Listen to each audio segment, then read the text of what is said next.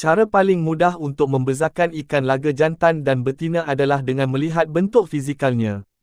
Ikan laga jantan mempunyai struktur badan yang lebih panjang, langsing, dan tegap.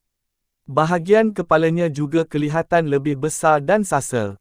Ikan laga jantan terkenal dengan sirip ekor, caudal fin, sirip atas, dorsal fin, dan sirip bawah, anal fin, yang sangat panjang, lebar, dan melambai-lambai apabila berenang. Ikan laga jantan mempunyai warna badan yang sangat terang, pekat, dan berkilat untuk menarik perhatian pasangan.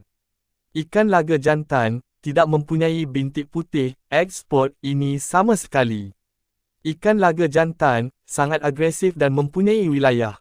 Mereka akan membina sarang buih di permukaan air sebagai persediaan untuk menjaga telur, walaupun tiada ikan betina di dalam bekas tersebut. Jom kenali ikan laga betina pula. Ikan laga betina mempunyai bintik putih kecil di bawah perutnya, terletak di antara sirip bawah. Bintik ini dipanggil egg spot, iaitu saluran yang digunakan untuk mengeluarkan telur. Ikan laga betina mempunyai badan yang lebih pendek, bulat, dan melebar. Bahagian perutnya kelihatan lebih buncit, terutamanya apabila ikan tersebut sudah matang dan dipenuhi dengan telur. Ikan laga betina mempunyai sirip yang jauh lebih pendek dan ringkas. Walaupun terdapat baka moden seperti half moon female yang mempunyai ekor agak lebar, saiznya tetap tidak dapat menandingi kelebatan sirip ikan jantan.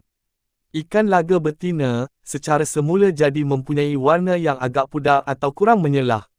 Ikan laga betina kurang agresif berbanding jantan dan biasanya tidak membina sarang buih.